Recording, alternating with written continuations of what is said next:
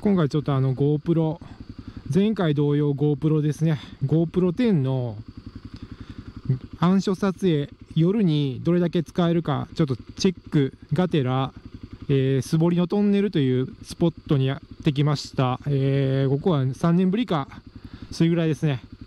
手掘りのトンネル、手で掘ったトンネルですね。このトンネル見えますかね。はい。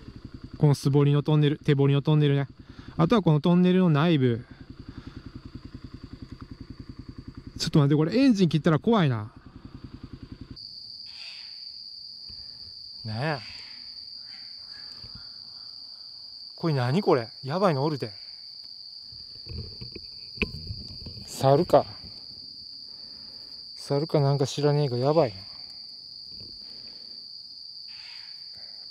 はい、ちゅうわけで到着いたしましたが、なんか上に飛んでんな、この。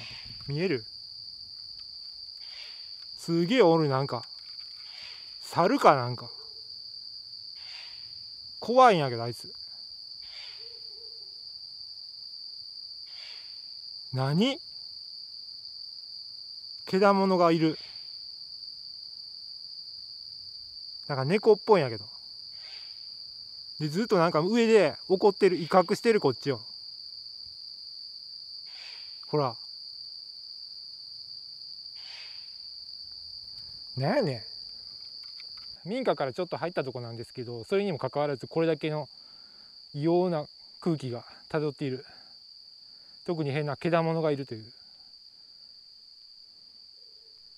ではトンネルにこれ iPhone と比較してどう映るかね。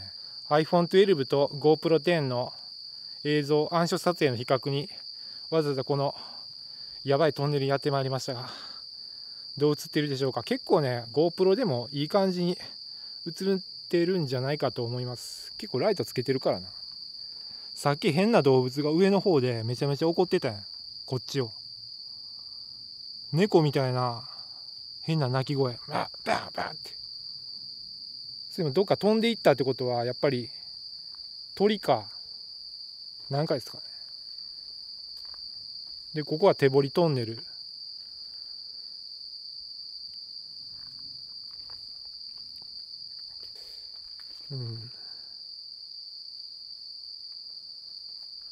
洞窟の中どうでしょうか。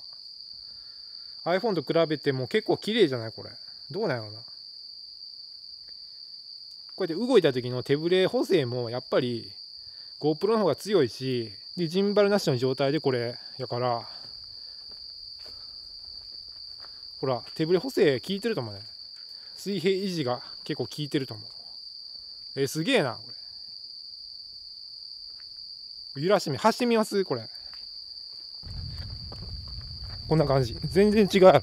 iPhone は見るに耐えない映像になってると思うけど GoPro は結構いい感じじゃない。トンネルに関しては内部が崩落してるんですよね。奥の方でちょっと崩落してるやろ。そのせいで閉鎖されてる。これ中入れたらもっと良かったんですけどね。残念ながら入れなくなってる。これいつから入れなくなったのかな。俺が来た時はすでにもう入れなくなってましたね。反対側にも以前行ったことがあるんですけど、すごい林道でバイクじゃないといけないようなとこでしたね。これエコーせえへんやん。全然普通トンネルっていうこう変な規制走ったら反対側までエコーするはずなんですけど、それがエコーしないってことは途中であれですね、埋まってるんですね。だから声がそこで止まっちゃってるんでしょうね。やっぱなんか罠ありますね。ってことはやっぱりなんか動物が出るんかな。あれかあれか、アライグマちゃうか、ハクビシンかな。なんか出るっぽいね。これイノシシ用の罠ちゃうからね。めっちゃちっちゃいから。なんか動物やっぱ出るみたいですね。でこういう山道から来たん。民家そんなに遠くないんですよね。300メートルぐらい行ったら民家あるんですけど、ちょっと入っただけでこれやからな。なかなかすごいね。山が近いというか。